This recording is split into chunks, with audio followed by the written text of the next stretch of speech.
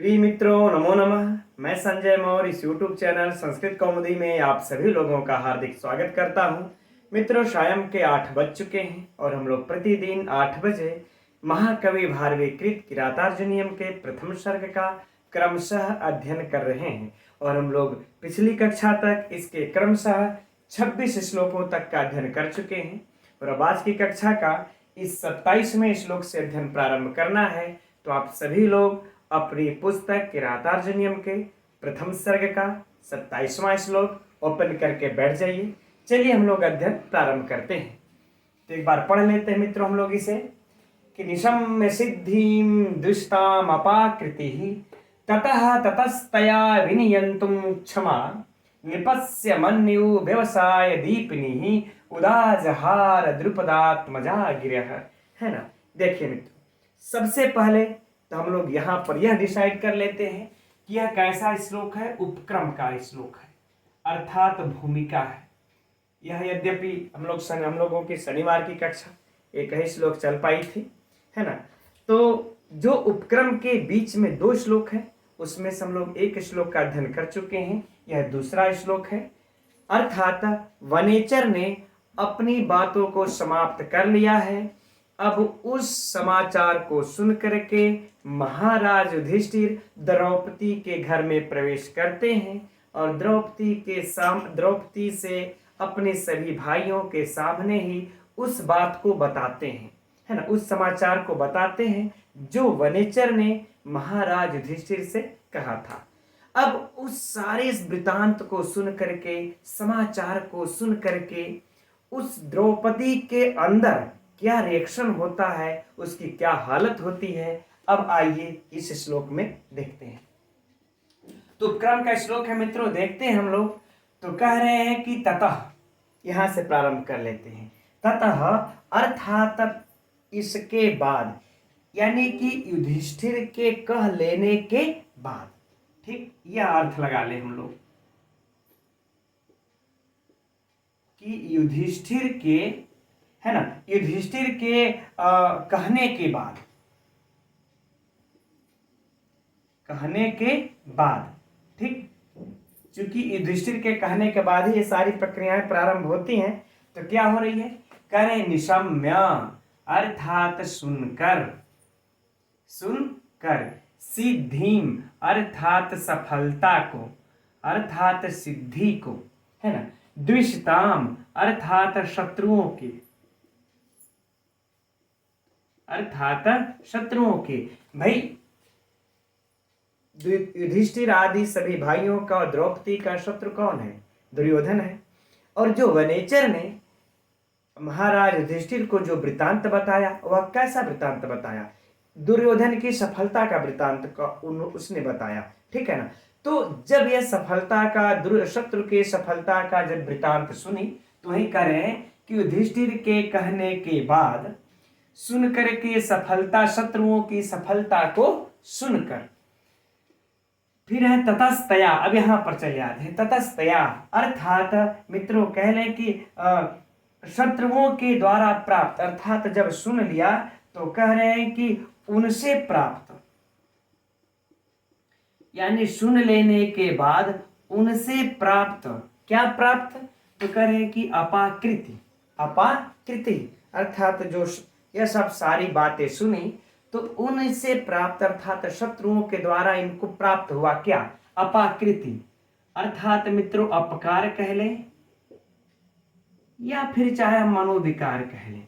मनोविकार उत्पन्न हुआ, किसके अंदर उत्पन्न हुआ, तो हालांकि द्रौपदी के अंदर उत्पन्न हुआ, लेकिन वह जो मनोविकार उनका जो उत्पन्न हुआ, वह मनोविकार कैसा था, तो कह रहे हैं कि विनियंतुम क्षमा, है ना, विनियंतुम अक्षमा, ठीक, यानी कि रोकने में असमर्थ, उस मनोविकार को रोकने में असमर्थ हो गई, रोकने में असमर्थ,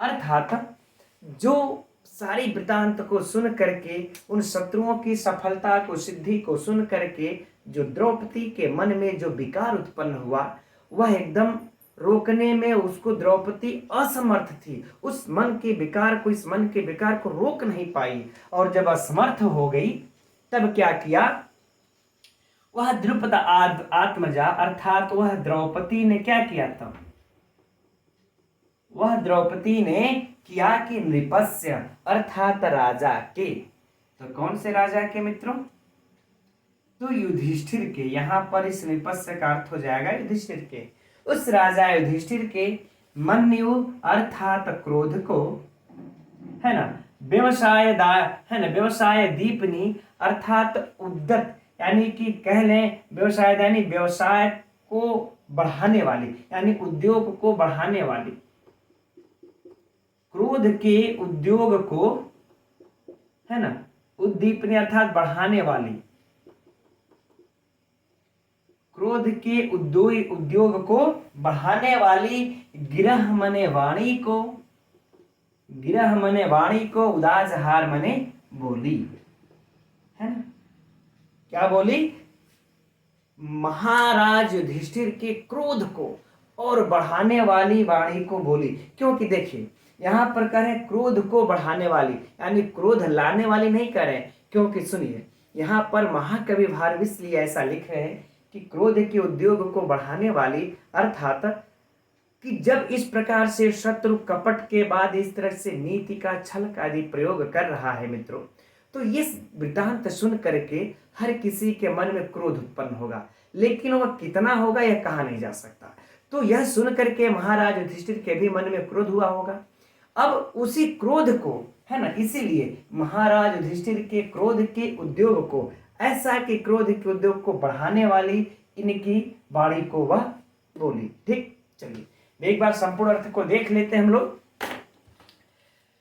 कि युधिष्ठिर के कहने के बाद, अर्थात उस वृतांत को, उस अपने द्रौपदी और सम्मुख भाइयों के कहने के पश्चात द्रौपदी शत्रुओं की सफलता को सुन करके उनसे प्राप्त मनोविकार को रोकने में असमर्थ महाराज युधिष्ठिर के क्रोध के उद्योग को बढ़ाने वाली वाणी को बोली, है ना। अब देखिए यह हो गई उपक्रम अर्थात भूमिका।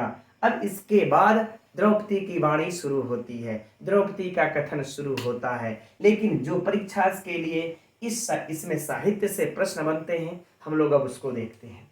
देखिए पहले बात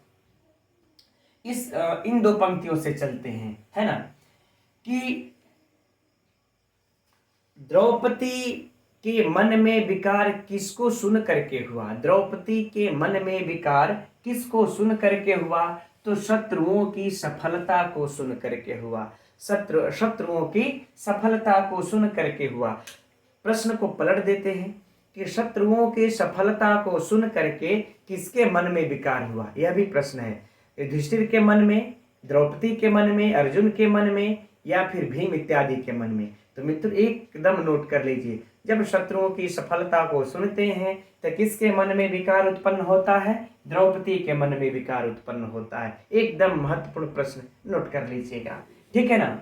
चलिए अब है कि कौन अपने मन के विकारों को, इस प्रश्न के, इस श्लोक के पंक्ति को रख दिया जाए और प्रश्न पूछा जाए कि कौन अपने मन के विकारों को रोकने में असमर्थ हो गया, असमर्थ है। इस श्लोक में कौन अपने मन के विकारों को रोकने में असमर्थ है, तो कौन रोकने में असमर्थ है मित्रों, द्रौपदी असमर्थ है।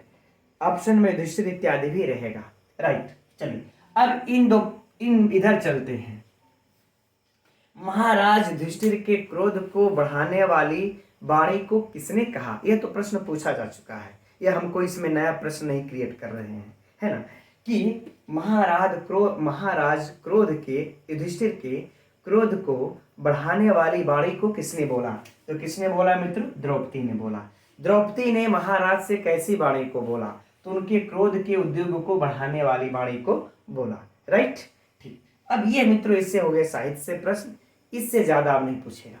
अब बात कर लेते हैं पर हम लोग अलंकार की। तो आप लोगों के हाथ त दिख रहा होगा, स्पष्ट है ना, कि त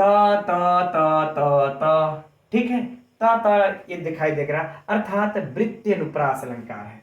मित्रों कौन सा अलंकार है यहाँ पर, वृत्ति अनुप्रास, है ना, वृत्ति अनुप्रास अलंकार है।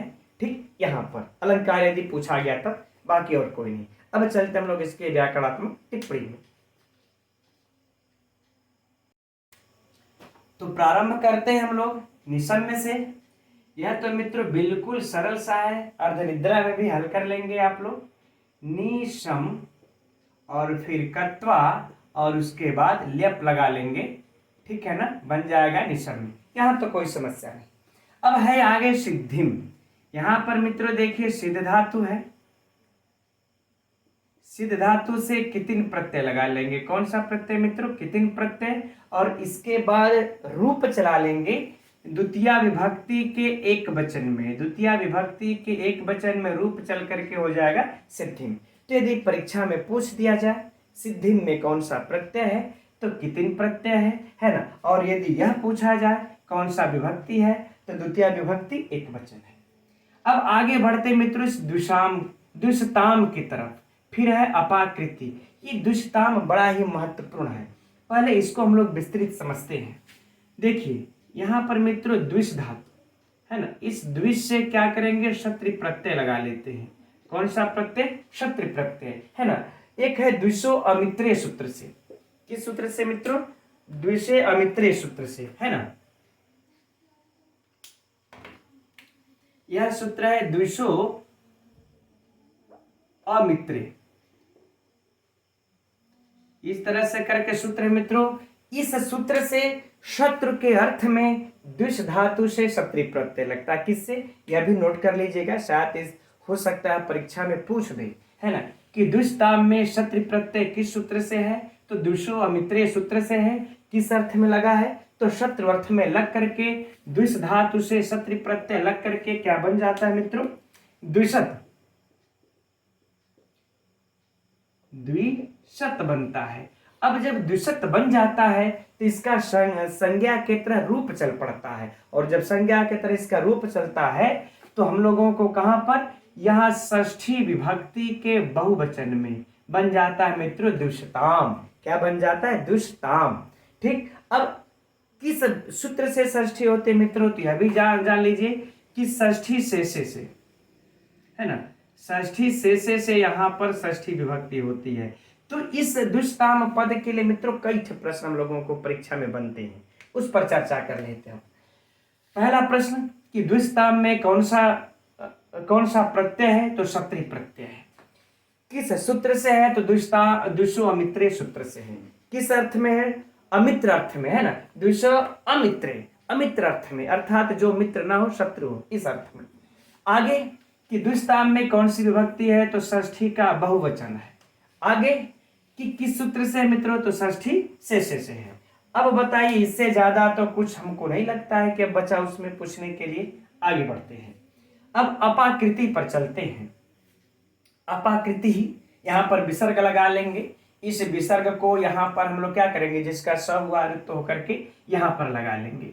जब अपाकृति बन जाएगा, मौ में से अ को निकाल देंगे, तो क्या हो जाएगा, अप, है ना, अप धन आ, धन क्री धन, है ना, कितिन प्रत, क्री धन कितिन, चलिए, है ना, अपाकृति। ठीक, यही बनेगा इसका, ठीक है ना, अपाकृति, है ना, कितिन प्रत्यय लगा लेंगे। अब अगर इसमें मान लेते हैं तो प्रत्यय का हुआ, अगर पूछ दे कौन सा प्रत्यय है, तो कितिन दिख रहा है, चलिए अच्छा यहां पर लिख देते हैं, ऐसे बोल तो दे रहे हैं कितिन प्रत्यय। अब अगर मान लेते हैं या पूछ दिया जाए कि किस इसमें कौन सी विभक्ति है, तो यह भी नोट कर लीजिए, द्वितीय विभक्ति बहुवचन। अब तो जगह ही नहीं रहा, कोई बात नहीं, द्वितीय विभक्ति बहुवचन, इसको भी नोट कर लीजिएगा। तो फिर से ध्यान दीजिए, अपाकृति में कौन सा प्रत्यय है, अप आ क्री धन कितिन, उसके बाद सुवादि की उत्पत्ति करते हैं, तो द्वितीय विभक्ति के बहुवचन में मित्रों बन जाता है अपाकृति। कुछ बचा नहीं, आगे बढ़ते हैं हम लोग। ततः का तो कोई लोचा ही नहीं है, ततः विसर्ग को सा हो गया रुत होकर के, कोई समस्या नहीं। अब इसके बाद है ततस्तया, इसका मित्रों की शत्रु की तरफ से आने वाली, उधर से आने वाली, है ना, शत्रुओं के द्वारा। तो यहां पर देखिए मित्रों, ततः लगा लेंगे, फिर त्यप प्रत्यय लग जाता है। कौन सा प्रत्यय? त्यप प्रत्यय लग करके, टाप प्रत्यय लग करके हम बना लेते हैं मित्रों ततस्तया, है ना, टाप प्रत्यय लगा करके इति अव्ययम अव्यात्यप कृति, है ना, करके इस अव्यय के अर्थ में अव्ययताप एक सूत्र है, उस सूत्र से उद्भव होने वाली, उत्पन्न होने वाली के अर्थ में यह त्यप प्रत्यय लगता है मित्रों, और ततः त्यप टप लग करके बन जाता है ततस्तया। तो कोई समस्या नहीं है। अब यह नहीं पूछेगा, है ना, नहीं तो अगर यदि कहेंगे तो सूत्र को भी लिखा जाए, है ना, अव्ययात्यप सूत्र है, अव्ययात्यप यह सूत्र है, जिससे कि यह त्यप प्रत्यय यहाँ पर अव्यय से लगता है, अव्यय से त्यप प्रत्यय लगता है उद्भूत होने के अर्थ में। आगे बढ़ते हैं हम लोग। विनियंतुम, यह तो एकदम सरल है, वि उपसर्ग लगा लेंगे, नि उपसर्ग लगा लेंगे, यम धातु लगा लेंगे और उसके बाद तुम प्रत्यय लगा लेंगे। अब बताइए, इसके से ज्यादा सरल तो कुछ हो ही नहीं सकता। विनियम तुम प्रत्यय, एकदम सरल।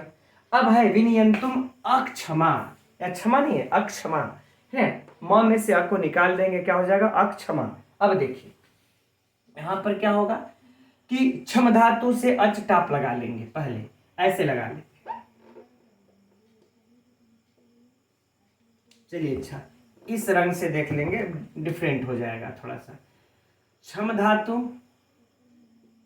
अच प्रत्यय, फिर टाप प्रत्यय लगा करके क्या बना लेंगे मित्रों हम लोग, क्षमा, है ना, ये बन जाएगा।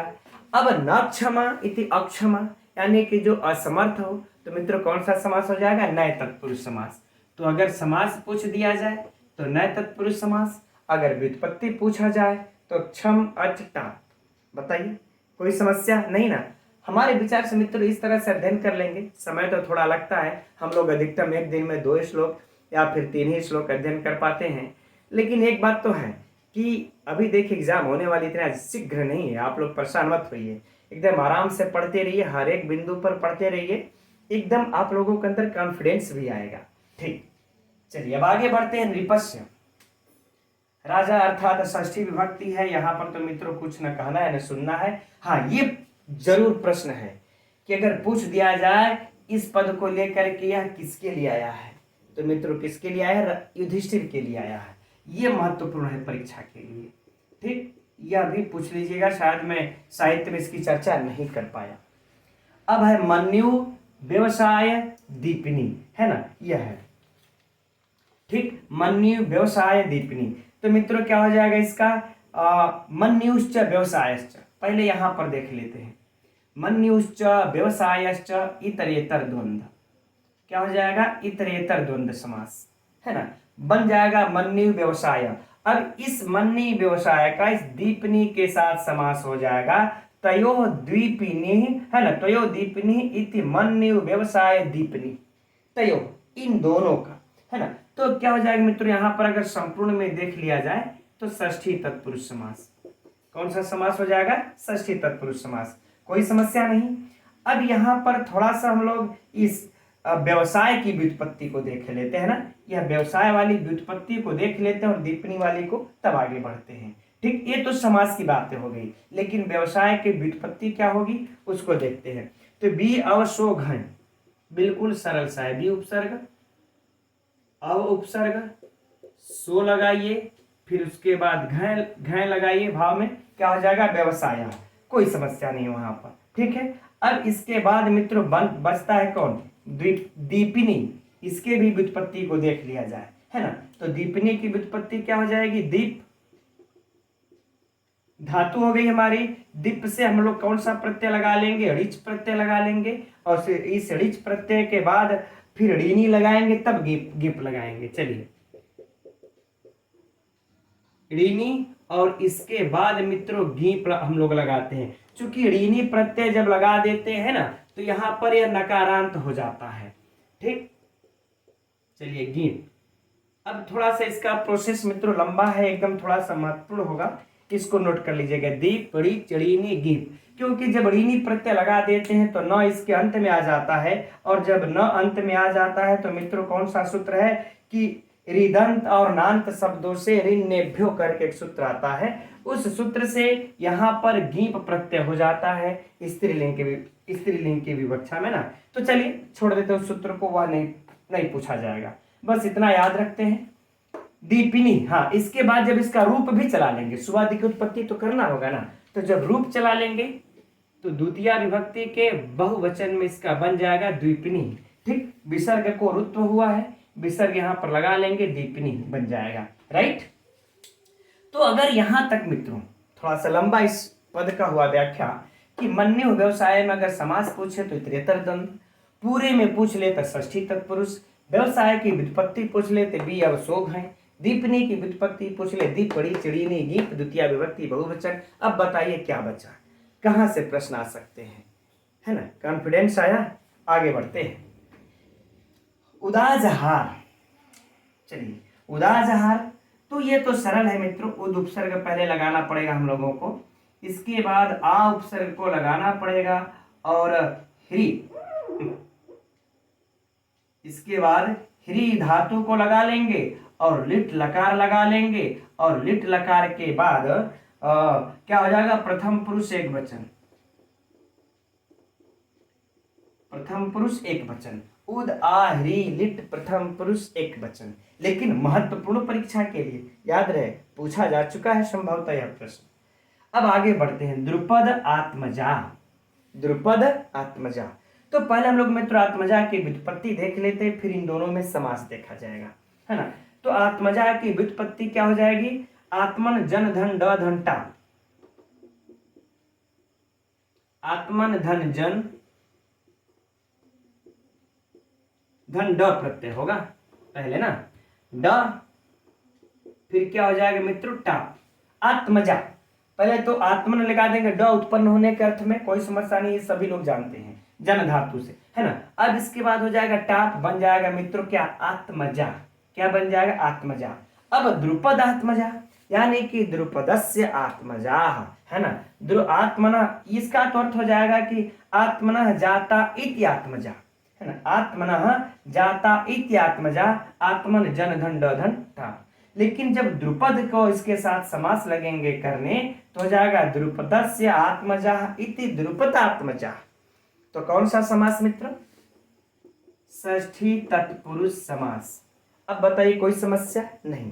अब एक बच गया ले दे करके गिरह, चलिए इसकी भी देख लेते हैं। गिर्यते इति, है ना? गिर्यते इति गिह अर्थात गिरह, तो गृह से क्विप प्रत्यय लगा लेंगे मित्रों, बन जाएगा गिरह। चलिए क्विप, हाँ सही प्रत्यय है ना, क्विप। ठीक, ये हो गया।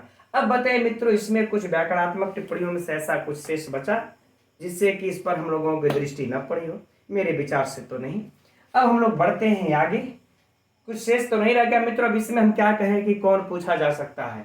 सब के सब इसमें महत्वपूर्ण व्याकरणात्मक टिप्पणियां हैं इसकी, है ना? चलिए अब हम लोग आगे बढ़ते हैं अगले श्लोक की तरफ। तो यह रहा अगला 28वां श्लोक। पहले एक बार इसको पढ़ लेते हैं हम लोग। भवादृशेषु प्रमदा जनोदितम भवति अधिक्षेप इव अनुशासनम तथापि वक्तुम व्यवसाययन्ति माम निरस्त नारी समया दुराधयः। अब मित्रों देखिए यहाँ से द्रौपदी का कथन प्रारंभ हो जाता है श्लोक संख्या 28 से।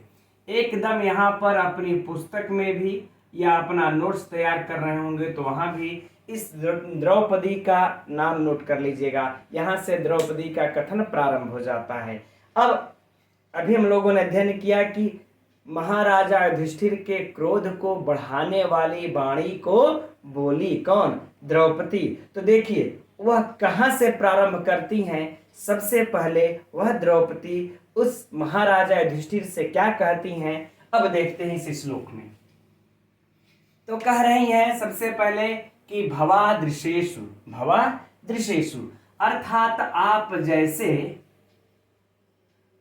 जैसे विद्वानों को या पंडितों को, आप जैसे विद्वानों को कह लें या फिर पंडितों को कह लें, क्योंकि आप लोग जानते होंगे कि महाराजा युधिष्ठिर अत्यंत विद्वान भी थे, पंडित थे, है ना? अब कह रहे हैं कि प्रमदा जन उदितम, है ना? प्रमदा अर्थात मित्रों प्रमद का अर्थ क्या होता है? हर्ष, है। जो हर्ष से युक्त हो उसी को हम प्रमदा कहते हैं। जो प्रमद से युक्त अर्थात हर्ष से युक्त हो उसी को हम प्रमदा कहते हैं, अर्थात स्त्री। राइट? स्त्री और जन मतलब स्त्री जनों के द्वारा, स्त्री जनों के द्वारा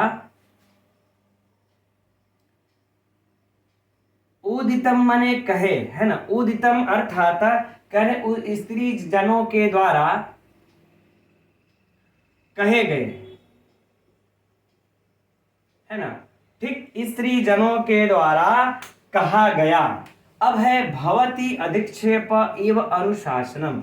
अनुशासनम अर्थात मित्रों क्या हो जाएगा, उपदेश, है ना। क्या हो जाएगा, उपदेश। कह रहे हैं कि आप जैसे विद्वानों को स्त्री जनों के द्वारा कहे गए या कहा गया उपदेश, कहा गया कर लेते, कहा गया उपदेश। भवती अधिक्षेपम, अधिक्षेपम मतलब मित्रों तिरस्कार, क्या चीज, तिरस्कार के, इव माने समान, तिरस्कार के समान, और भवति माने होता है, भवति माने होता है। देखिए पहले कितना, अगर कुछ भी, अब मान लेते कोई उपदेश की बात नहीं कहेंगे द्रौपदी उस युधिष्ठिर से, तो सबसे पहले उन्होंने क्या कहा कि आप तो ठहरे विद्वान, आप जैसे विद्वान को स्त्री जनों के द्वारा जो भी कहे जाएंगे उपदेश, वह समझिए कि आपको तिरस्कार के समान है, इसलिए मेरी उतनी कोई क्षमता नहीं कि मैं आपको उपदेश दूं, लेकिन फिर भी, है ना। कह रही हैं कि तथापि वक्तुम व्यवसायन्ति माम निरस्त नारी समया। पहले यहां से प्रारंभ कर लेते हैं। करें निरस्त, निरस्त अर्थात मित्रों क्या जाओगे कि समाप्त करने वाली, है ना। निरस्त अर्थात रद्द करने वाली, समाप्त करने वाली। नारी अर्थात स्त्री की, और समय अर्थात मित्रों होता है कि आचरण, समय अर्थात आचरण, है ना। करें कि स्त्री के आचरण को समाप्त करने वाली, आचरण को समाप्त करने वाली यहां पर लिख लेते हैं। अब पूरा अर्थ हो गया कि स्त्री के आचरण को समाप्त करने वाली दुराधय अर्थात मित्रों मनोव्यथाएं। आधेय का मतलब क्या होता है, आधेय का देखिए अर्थ होता है कि मन के विकार, मन की व्यथाएं, और दुर उपसर्ग लगा दिए है तो हो जाएगा दुष्ट मनोव्यथाएं, है ना। अर्थ समझ में आ गया। आधेय अर्थात मनोव्यथाएं, और दुर लगा देंगे तो क्या हो जाएगा, दुष्ट मनोव्यथाएं, है ना। तो दुष्ट मनोव्यथाएं, है ना, स्पष्ट हुआ। कर किंतु स्त्री के आचरण को समाप्त करने वाली ये जो दुष्ट मनोव्यथाएं हैं, है ना, वक्तुम माने बोलने के लिए, वक्तुम अर्थात बोलने के लिए, राइट। और व्यवसायन्ति माने प्रेरित कर रही हैं, प्रेरित कर रही हैं, प्रेरित कर रही हैं। और माम माने मुझे, मुझे प्रेरित कर रही हैं। तथापि माने फिर भी, या कह लें या किंतु। अब आ गई बातें समझ में। तो कह रही हैं, अब संपूर्ण अर्थ को हम लोग पुनः इसी बार में ही देख लेते हैं। कह रही हैं द्रौपदी महाराज युधिष्ठिर से कि आप जैसे विद्वानों को स्त्री जनों के द्वारा कहा गया, स्त्री जनों के द्वारा कहे गए उपदेश तिरस्कार के समान होता है, तिरस्कार के समान होता है। किंतु फिर भी, तथापि फिर भी स्त्री के आचरण को समाप्त करने वाली जो दुष्ट मनोव्यथाएं हैं वो मुझे बोलने के लिए प्रेरित कर रही हैं। वह मुझको बोलने के लिए, या मुझे देखिए माम यहाँ पर कर्म है, अभी कैसे कर्म है व्याकरणात्मक टिप्पणी में स्पष्ट इसका व्याख्या करके देखा जाएगा। अभी हम लोगों ने कारक प्रकरण में इसका अध्ययन किया है ना। तो कह रहे हैं कि दुष्ट मनोव्यथाएं मुझको बोलने के लिए प्रेरित कर रही हैं, नहीं तो मैं नहीं बोलूंगी, क्योंकि आप तो ठहरे विद्वान, और आपको कोई भी स्त्री उपदेश दे यह आपके तिरस्कार के ही समान है, राइट। चलिए अब हम लोग इसमें कुछ परीक्षा के प्रश्न की चर्चा कर लेते हैं मित्रों। तो यहां से जो प्रश्न पूछा जाएगा कि किसको स्त्री जनों के द्वारा कहा गया उपदेश तिरस्कार के समान होता है, किसे स्त्री जनों के द्वारा दिया गया उपदेश तिरस्कार के समान है। तो किसको है मित्रों, युधिष्ठिर को। किसको है, युधिष्ठिर को दिया गया स्त्री जनों के द्वारा उपदेश तिरस्कार के समान है। यह अब प्रश्न को पलटा जाए कि युधिष्ठिर को, अच्छा मित्रों आप लोग कहते हैं सर, कई लोग मांगते रहते हैं कि सर नोट्स हो तो ये दे दीजिए। मित्रों ये जो हम बोल रहे हैं क्या है, नोट से ही तो है ना। कि जब हम पढ़ते हैं तो ऐसे ही ना नोट्स तैयार करते हैं, तो आप लोग भी जो हम बोलते रहते हैं उसको चाहेंगे तो अपना बेहतर नोट्स तैयार कर सकते हैं मित्रों। और अपने से बड़ा बेहतर और सुंदर नोट्स किसी दूसरे का कभी आपके लिए नहीं हो सकता, है ना। और हमारे पास देखिए नोट्स ऐसा कुछ है नहीं, जो भी कुछ है किताब में है या फिर यहाँ है, ठीक। तो चलिए अब इस प्रश्न को यदि पलट दिया जाए कि युधिष्ठिर को किसके द्वारा दिया गया उपदेश तिरस्कार के समान है, स्त्री के द्वारा, वनेचर के द्वारा, और या फिर दुर्योधन के द्वारा, अर्जुन के द्वारा, किसके द्वारा? तो स्त्री के द्वारा, है ना, या किसके द्वारा? स्त्री के द्वारा, या फिर उसमें द्रौपदी भी नाम हो सकता है मित्रों। कि युधिष्ठिर को अगर इस प्रकार से दिया जाए, फिर से सुनिए चूंकि उलझाऊ प्रश्न है यह, कि युधिष्ठिर को किसके द्वारा दिया गया उपदेश तिरस्कार के समान है। उसमें अगर मान लेते हैं द्रौपदी है, स्त्री है, और मान लेते हैं बाकी अन्य है, अर्जुन इत्यादि, तो इधर तक कंफ्यूज नहीं होंगे। लेकिन आप लोग द्रौपदी और स्त्री में कंफ्यूज हो जाएंगे। तो यहाँ पर देखिए सीधे लिखा गया है कि स्त्री जनों के द्वारा दिया गया उपदेश आपके लिए तिरस्कार के समान है। तो द्रौपदी मत मारिएगा मित्रों, क्या लगाएंगे? स्त्री जन लगा देंगे, राइट। चलिए, है ना। अब ये दोनों प्रश्न अलट पलट के पूछा जाएगा, इसका ध्यान रखेंगे। अब आगे बढ़ते हैं हम लोग, इस पंक्ति में चलते हैं। कह रहे हैं कि दुष्ट स्त्री के आचरण को समाप्त करने वाली दुष्ट मनोव्यथाएं किसको बोलने के लिए प्रेरित करती हैं? फिर से, दुष्ट मनोव्यथाएं किसको बोलने के लिए प्रेरित कर रही हैं इस श्लोक में? तो किसको बोलने के लिए प्रेरित कर रहे हैं मित्रों? मां मुझे अर्थात द्रौपदी को बोलने के लिए प्रेरित कर रही हैं, है ना। फिर प्रश्न को घुमाया जाए कि द्रौपदी को बोलने के लिए कौन प्रेरित कर रहा है? द्रौपदी को बोलने के लिए कौन प्रेरित कर रहा है? तो कौन प्रेरित कर रहा है मित्रों? दुष्ट मनोव्यथाएं। दुष्ट मनोव्यथाएं द्रौपदी को बोलने के लिए प्रेरित कर रही हैं, अर्थात स्त्री के आचरण को समाप्त कर देने वाली दुष्ट मनोव्यथाएं द्रौपदी को बोलने के लिए प्रेरित कर रही हैं। तो मित्र ये हो जाएगा इसके साहित्य से प्रश्न, ठीक। अब देखिए हम लोग इसके अलंकार पे चलते हैं। अच्छा हाँ, एक प्रश्न महत्वपूर्ण छूट रहा है, ये चीज एकदम नोट कर लीजिएगा मित्रों कि यह इस किरातार्जुनीयम में है, चाहे प्रथम सर्ग में है, चाहे किरातार्जुनीयम में है, द्रौपदी के द्वारा बोला गया यह पहला श्लोक है। अतएव मान लेते यह श्लोक दे देगा, इसके आगे कई 4 श्लोक और रख देंगे, और यह परीक्षा में प्रश्न पूछा जाएगा कि यह इसमें से निम्न में से किस द्रौपदी ने पहला श्लोक कौन सा बोला है? निम्न में से द्रौपदी ने पहला श्लोक कौन सा बोला है? तो मित्रों भवादृशेषु प्रमदा जनोदितम, यह एकदम याद रख लीजिएगा। द्रौपदी है और स्त्री की बात है, यही वाला श्लोक द्रौपदी ने पहला बोला है। यह महत्वपूर्ण प्रश्न है, ठीक। चलिए अब बात कर लेते हैं हम लोग इसमें मित्रों थोड़ी सी अलंकार की। तो देखिए यहाँ पर है कि उपदेश के समान मित्रों, यहाँ पर जो है सीधा सीधा हम लोगों को उपमा अलंकार है। कौन सा अलंकार है? उपमा अलंकार है ना, उपमा अलंकार। यद्यपि इसमें काव्यलिंग अलंकार भी है, क्योंकि जो प्रेरित कर रहे हैं यहाँ पर वाक्यार्थ का हेतु भी हमें दृष्टिगत हो रहा है, लेकिन जो अगर स्पष्ट देखा जाए तो उपमा अलंकार है। ये लिख लीजिएगा, भले ही आप लोग काव्यलिंग लिखें या न लिखें। अगर काव्यलिंग को भी लिखेंगे तो उपमा काव्यलिंग लेके दोनों का संश्लिष्ट अलंकार। खैर कोई बात नहीं। अब चलते हम लोग इसके व्याकरणात्मक टिप्पणी की तरफ। तो देखते हैं हम लोग भवादृशेषु से प्रारंभ करते हैं। तो भवत दृश्य धातु लगा देंगे और इसके बाद कई प्रत्यय लगा लेंगे, क्या बन जाएगा? और इसके बाद हम लोग क्या करेंगे? सुआदि की उत्पत्ति कर लेंगे, क्योंकि सुआदि की उत्पत्ति तो करना ही होगा। तो सप्तमी विभक्ति के बहुवचन में बन जाएगा भवादृशेषु, है ना। तो यदि इसमें अगर प्रत्यय पूछे, व्युत्पत्ति पूछे तो भवत दृश्य धन कई, और अगर विभक्ति पूछा तो हम समझ रहे या भवादृशेषु सपने में भी हल कर लेंगे, इसमें कोई समस्या नहीं है। अब आगे देखते हैं प्रमदा जन उदितम। यहाँ मित्रों समास भी हुआ है और बाकी व्युत्पत्ति भी है। तो पहले हम लोग समास वाला देख लेते हैं। तो पहले देखिए यहाँ तक समास करते हैं प्रमदा जन में, है ना। प्रमदा जन में सिर्फ यहीं तक समास करते हैं, है ना।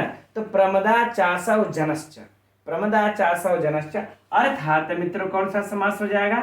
कर्मधारय समास। तो यदि प्रमदा जन हमें पूछ दिया जाए कि प्रमदा जन में कौन सा समास है, तो कर्मधारय समास है। अब क्या हो जाएगा कि प्रमदा जनेन उदितम, है ना, प्रमदा जनेन उदितम इति प्रमदा जनोदितम, यानी कि जो कि स्त्री जनों के द्वारा कहा हुआ। तो मित्रों यदि संपूर्ण में पूछ दिया जाए तब कह देंगे कि तृतीया तत्पुरुष, क्योंकि प्रमदा जनेन उदितम यानी स्त्रियों के द्वारा, तो तृतीया तत्पुरुष, कोई समस्या नहीं। अब इसके बाद इसमें मित्रों ये प्रमदा वाले की उत्पत्ति देख लेते हैं, थोड़ी सी महत्वपूर्ण है परीक्षा की दृष्टि से। तो देखिए प्र उपसर्ग लगा लेते हैं, मद लगा लेते हैं, इसके बाद अप प्रत्यय लग करके भावे कर्मण करके कर लेते प्रमद, क्या कर लेंगे प्रमद। अब इस प्रमद से अब क्या करना हम लोगों को मित्रों, ऋच लगा लेंगे, ऋच के बाद अच प्रत्यय लगा लेंगे, अच के बाद टाप लगा लेंगे और बना लेंगे क्या प्रमदा, क्या बना लेंगे प्रमदा। और अब इस प्रमदा का हम लोग जन के साथ समास कर देते हैं। आ गई बातें समझ में। तो यदि प्रमदा का अगर पूर्ण व्युत्पत्ति देखा जाए तो प्रमद ऋच अच टाप, ये अगर प्रमद की व्युत्पत्ति देखा जाए, है ना, प्रमद की, तो प्रमद अप। आगे बातें समझ में, है ना, संपूर्ण। अब इस तरह से मित्रों अध्ययन ये कर लीजिए, व्युत्पत्ति पूछे जाए तो ये रहा, इसमें समास पूछे तो कर्मधारय, पूरे में समास पूछे तो तृतीया तत्पुरुष। अब बताइए क्या इसमें से पूछेगा जो आप लोगों से छूट रहा है, कुछ नहीं। आगे बढ़ते हैं। भवती, भवती को तो मित्रों कुछ कहना सुनना है नहीं, है ना। अब आगे देखिए अधिक्षेप, तो इसको तो देख लेते हम लोग, अधिक उपसर्ग छिप धातु घय प्रत्यय बना लेंगे क्या अधिक्षेप, क्या बना लेंगे अधिक्षेप, कोई समस्या नहीं यहां पर भी। अब देखिए इव अनुशासनम, अब अनुशासनम का मित्रों तो आप सभी लोग जानते होंगे, अनुशास ल्यूट, अनुशास धन ल्यूट, ठीक। अब आगे देखिए क्या है, तथापि कोई समस्या नहीं है, वक्तुम तो ऐसे हल कर लेंगे, यहाँ पर वच धातु कोई समस्या है नहीं। अब यह देख लेते हैं व्यवसाययन्ति, है ना, व्यवसाययन्ति, इसका मित्रों क्या हो जाएगा वी अवसो, विधन अवधन, है ना, शोधन, सो क्या हो जाएगी धातु धन ऋच प्रत्यय लगा लेंगे, ठीक। अब वी अवसो ऋच प्रत्यय लगा लेने के बाद क्या होगा मित्रों, ये देखिए प्रेरणार्थक है, अभी इस पर चर्चा होगी, है ना। ऋच प्रत्यय लगा लेने के बाद लट लकार प्रथम पुरुष, लट लकार प्रथम पुरुष, और फिर बहुवचन में बन जाएगा मित्रों क्या व्यवसाययन्ति, है ना, व्यवसाययन्ति यानी कि बहुवचन का रूप है, राइट। बातें फाइनल। अब बातें हैं मित्रों माम, माम देखिए यह कर्म के रूप में प्रयुक्त हुआ है, लेकिन चलिए पहले इसको देख लेते हैं फिर इसको देखेंगे अंत में। अब देखिए नीरस्त नारी समया, है ना, इसमें भी मित्रों पहले समास हुआ है ना, समास है व्युत्पत्ति है, तो चलिए पहले समास देख लेते फिर व्युत्पत्ति इसकी देखा जाएगा। तो देखिए क्या है नारी समया, तो नारीणाम समया इति नारी समया, नारीणाम समय अर्थात नारी का आचरण, समया मैंने हमने क्या बोला था आचरण कह ले, शालीनत्व कह ले, कुछ भी कह सकते हैं, है ना। तो नारी का समया यानी कि नारीणाम समया, तो यहां तक पूछ दिया जाए तो षष्ठी तत्पुरुष समास, नारीणाम समया नारी समया षष्ठी तत्पुरुष समास मित्रों, 2-3 बार एकदम पढ़ लीजिए, इसे याद हो जाएगा। अब नीरस्त नारी समया, अब इस दोनों का समास हुआ, इसके बाद इस नारी समया का समास इसके साथ हो जाएगा, तो क्या हो जाएगा, है ना, कि नीरस्ता नारी समया यही नीरस्त नारी समया, अर्थात मित्रों जब पूरा यदि मिला देंगे यहां तक तो क्या हो जाएगा बहुव्रीहि समास। कौन सा समास हो जाएगा बहुव्रीहि समास, है ना, कि नीरस्ता नारी समया यही नीरस्त नारी समया बहुव्रीहि समास, कोई समस्या नहीं। चलिए अब बात कर लेते हैं नीरस्त की, इसकी व्युत्पत्ति की, तो निरअस्कत, निर्धन अस धन कट प्रत्यय लगा लेंगे, हो जाएगा मित्रों नीरस्त, ठीक है। बाकी नारी समया कोई समस्या नहीं है। आगे बढ़ते हैं। दुराधय, यह देखिए महत्वपूर्ण है यह भी परीक्षा की दृष्टि से। तो दुराधय का क्या हो जाएगा मित्रों, यहां पर भी समास है कि दुष्टा आधय इति दुराधय, दुष्टा आधय इति दुराधय मित्रों प्रादि तत्पुरुष समास,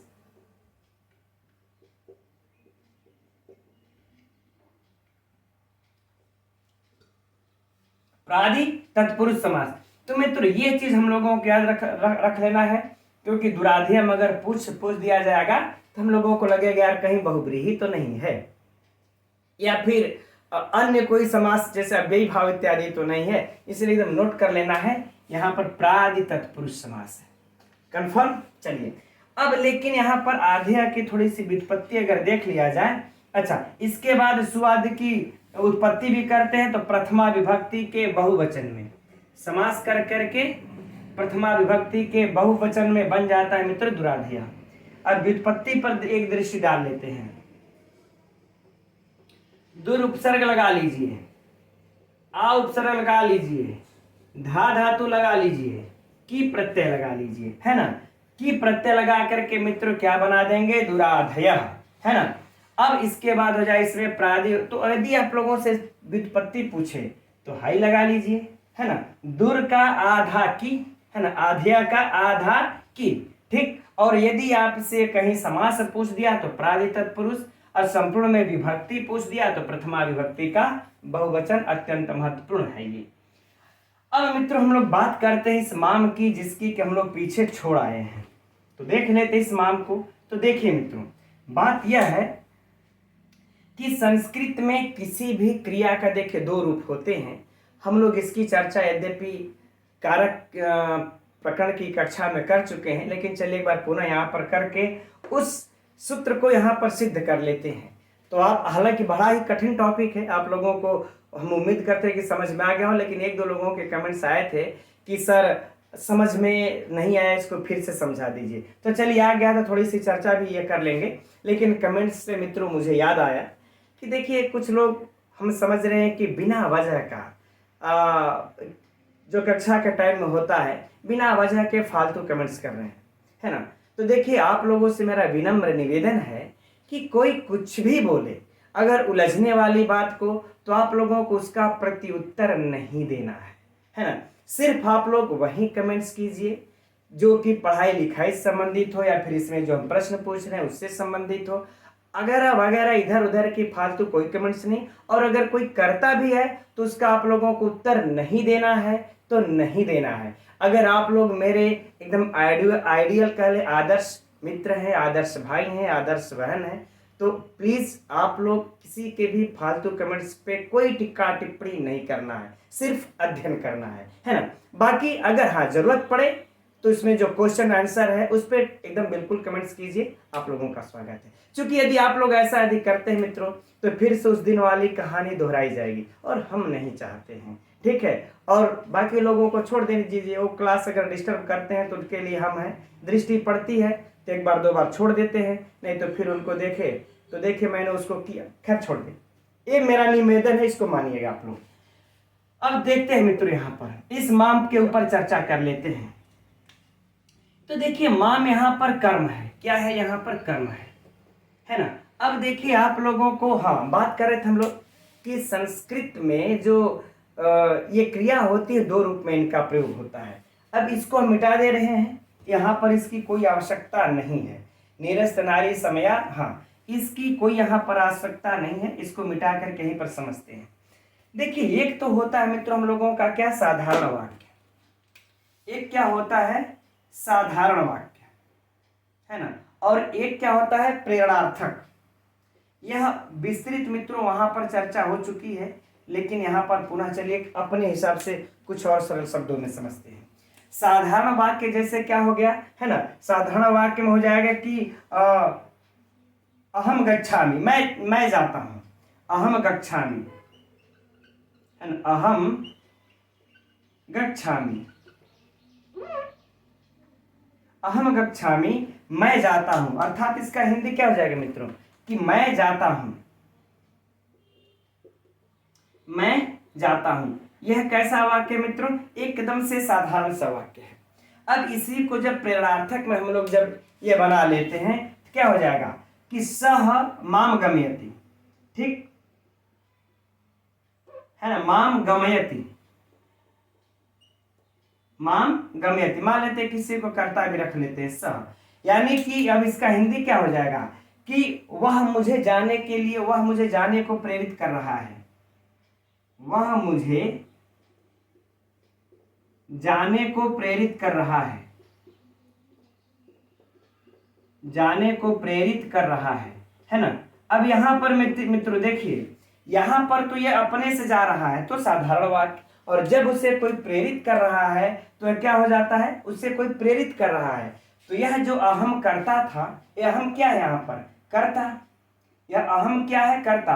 तो जो साधारण वाक्य में जो कर्ता होता है वह इस प्रेरित करने वाले अर्थ में यानी प्रेरणार्थक में आकर के क्या हो जाता है, कर्म।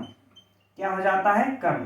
ठीक। और यह प्रेरणार्थक कैसे बनाते हैं, हम लोग ऋच प्रत्यय को लगा लेते हैं तो वह क्रिया क्या हो जाती है, प्रेरणार्थक हो जाती है। कैसी क्रिया हो जाती है, प्रेरणार्थक। अर्थात कोई उसको प्रेरित कर रहा है, कोई उसको प्रेरित कर रहा है। तो यहाँ पर देखिए ऋच प्रत्यय लगा हुआ है, व्यवसायंती, अर्थात प्रेरित कर रही है। तो जिसको प्रेरित कर रही है अब वह कर्ता क्या हो जाएगा, कर्म। तो प्रेरित किसको कर रही है, द्रौपदी को। प्रेरित किसको कर रही है, द्रौपदी को। तो द्रौपदी क्या हो जाएगा मित्रों, कर्म। आगे बातें समझ में कि नहीं, फिर से यहां से समझिए। जैसे यहां पर यह हमारा कर्ता था, यह हमारा कर्ता है अहम, मैं जाता हूं। तो यहां तो हम कर्ता है जब अपने से जाएंगे, अर्थात साधारण वाक्य में जब होंगे तो हम कर्ता हैं। लेकिन हमें जब आप लोग पढ़ाने के लिए प्रेरित कर रहे हैं अब, है ना, या हमको आप लोग जाने के लिए प्रेरित कर रहे हैं, तो जो हम करता है वो क्या हो जाते हैं, कर्म हो जाते हैं। वह क्या हो जाते हैं, कर्म हो जाते हैं। तो यहाँ पर देखिए वह मुझे जाने को प्रेरित कर रहा है, वो अपने से नहीं जा रहा, कोई कह रहा है कि तुम जाओ। तो इस गमयति में ऋच प्रत्यय लगा करके किसी ने प्रेरित कर दिया कि तुम जाओ, तो यह कर्ता यहां आकर के क्या हो जाएगा मित्रों, कर्म, अर्थात माम। अहम आवामोयम माम, द्वितीय विभक्ति एक वचन, द्वितीय विभक्ति एक वचन, क्या हो गया, कर्म। आगे बातें समझ में ना। तो ऋच प्रत्यय लगा लेते हैं, और जो इसको देखिए, इसको हम ऋच प्रत्यय लगाए हुए हैं तो इसको हम अण्यन्तावस्था का कर्ता बोलते हैं, अर्थात कर्म हो जाता है। और इसको अण्यन्त, इसको क्या बोलेंगे, अण्यन्त। और इसको क्या बोलेंगे मित्रों हम लोग, अण्यन्त। इसको क्या बोल देंगे, अण्यन्त। ठीक है ना। तो ठीक इसी बातें देखिए, ऋच लगा हुआ यहाँ पर, इसका कर्ता हो गया। ऋच यहाँ पर लगा हुआ है तो इसका यहाँ पर कर्ता हुआ। ये करता हुआ कार्य है। ये जो ऋच प्रत्यय लग करके क्रिया किसको प्रेरित कर रही है, द्रौपदी को प्रेरित करे। द्रौपदी अपने से नहीं बोलना चाह रही है। एक चीज आप लोग यहाँ पर ध्यान में रखिए कि द्रौपदी जो बोल रही है, जो भी उस महाराज युधिष्ठिर को कहने जा रही हैं, वो करता तो बोलने वाली करता है, लेकिन वो स्वयं नहीं बोल रही हैं, उनको कोई प्रेरित कर रहा है। कौन प्रेरित कर रहा है, ये दुराध्याय उनको प्रेरित कर रहे हैं। तो जब प्रेरित कर रहे हैं मित्रों, यहाँ पर ऋच प्रत्यय लग गया है, तो जो कर्ता द्रौपदी है वह क्या हो गई, कर्म।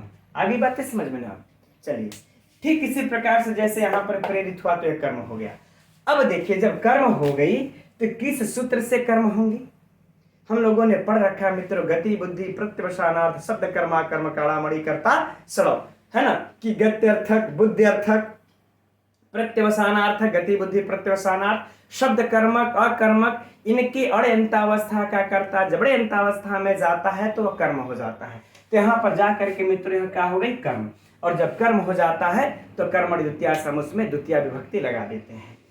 तो इस माम में दो प्रश्न मित्रों हम लोगों को परीक्षा में महत्वपूर्ण होगा जो पूछा जाएगा। पहला प्रश्न यह होगा हम लोगों के लिए कि माम में किस सूत्र से इसकी कर्म संज्ञा हुई है, माम की किस सूत्र से कर्म संज्ञा हुई है।